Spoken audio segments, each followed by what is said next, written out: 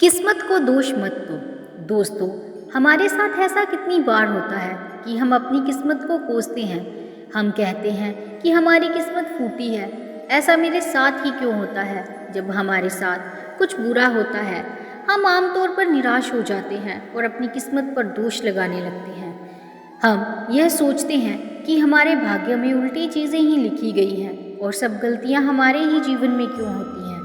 हमें लगता है कि हमारे पास सही चीज़ों की कमी है, जिसके कारण हम अपने लक्ष्य को हासिल नहीं कर पा रहे हैं। कितनी बार हमने बहुत सी चीज़ बस यह कहकर छोड़ दी है कि किस्मत में होगा, नहीं तो मुझे मिलेगा कैसे। हम तो अपने आप को यह तक तसल्ली दिला देते हैं, इसमें मेरा दोष नहीं था, मैं और करता भी क्या। ऐसे विचार आपके मन में भी आते हैं तो यह कहानी आपके लिए है। एक दिन एक व्यक्ति महात्मा बुद्ध के पास आया। उसने महात्मा बुद्ध से कहा कि मैं अपनी किस्मत ठीक करवाने आया हूँ। मैं बहुत दुखी रहता हूँ। मैं जो भी करता हूँ वह खराब हो जाता है। मेरी किस्मत मेरा साथ नहीं देती। मैंने सुना है कि आप सभी के समस्याओं का समाधान करते हैं। क्या आप मेरी भी फूटी किस्मत को सुधार सकते हो? महात्मा बुद्ध जी ने कुछ पल उसकी आंखों में देखा और उससे पूछा, यह फूटी किस्मत तुम्हें कहाँ दिखी? तुम्हें ऐसा क्यों लगता है कि तुम्हारी किस्मत फूटी हुई है? उस आदमी ने कहा, मैं जो भी करता हूँ तो वह हो नहीं पाता, तो मेरी किस्मत फूटी हुई है ना। किसी वक्त मेरे पास सब कुछ था, धन, सुख, आनंद। फिर मेरे माता पिता गुजर गए। जैसे जैसे करके मैंने अपनी खुद की परवरिश की। मैंने जिससे सच्चे मन से प्रेम किया, उस प्रेमिका ने किसी और से विवाह कर लिया। मैंने एक छोटा सा व्यापार शुरू किया, तो जिस मित्र के साथ मैंने वह व्यापार शुरू किया वह मेरा व्यापार ही हड़प बैठा। मुझे किसी ने बताया कि आप सारी समस्याओं का हल निकाल देते हो।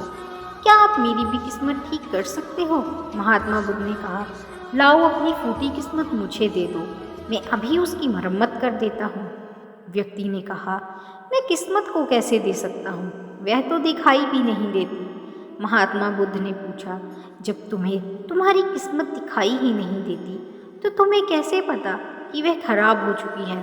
उस व्यक्ति ने सोचकर उत्तर दिया, नहीं, मैंने कभी ऐसा नहीं देखा कि मेरी किस्मत सचमुच खराब हो चुकी है। व्यक्ति ने कहा, मेरी किस्मत खराब है तभी तो मेरे साथ सब कुछ गड़बड़ हो जाता है।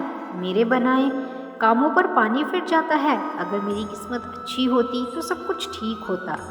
तो महात्मा बुद्ध ने कहा, तुम ठीक दिखाई देते हो, तुम्हारा स्वास्थ्य भी ठीक लग रहा है, तुम्हारे हाथ पैर भी सलामत हैं, तुम अभी तक मरे नहीं हो। मुझे तो तुम्हारी किस्मत में कोई भी खराबी नहीं लग रही है, सब कुछ सही लग रहा है। अगर किस्मत खराब होती तो तुम बीमार हो जाते, तुम्हारा अंग भंग हो जाता या तो मृत्यु प्राप्त हो जाती, लेकिन ऐसा तो कुछ भी नहीं है। फिर तुम क्यों कह रहे हो तुम्हारी किस्मत फूटी हुई है? व्यक्ति ने कहा, आप समझ नहीं रहे हैं, मेरे ऊपर बहुत कर्ज है। लोग रोज़ मेरे घर धमकाने आते हैं। जिनसे मैंने कर्जा लिया है वो मुझे मारने तक की धमकी देते हैं। मेरा घर भी उन्होंने छीन लिया है, अभी भी वो मेरे पीछे पड़े हैं। तो ऐसे में मैं कैसे कह सकता हूँ कि मेरी किस्मत सही है? महात्मा बुद्ध ने विचारपूर्वक कहा, तो समस्या गंभीर है। व्यक्ति ने उदासीनता के साथ कहा, जी हाँ, अब आप समझे ना कि मैं कितने बड़े दुख से गुजर रहा हूँ। महात्मा बुद्ध ने आवाज़ में समझाया कि तुम्हारी किस्मत अच्छी है कि तुम जीवित हो इस दुख का सामना करने के लिए, और इस जीवन से ही तुम अपनी समस्याओं का सामना कर सकते हो। व्यक्ति ने कहा, बुद्ध आप नहीं समझ रहे। तो महात्मा बुद्ध ने उससे कहा, समझ तुम नहीं रहे हो, आओ मेरे साथ आओ। महात्मा बुद्ध उस व्यक्ति को अपने साथ पास वाली नदी के किनारे ले गए और कहा, यह देखो इस बहती नदी को। इस नदी में अगर मैं एक पत्ता गिरा देता हूँ तो तुम मुझे बताओ यह पत्ता किस दिशा में बहेगा?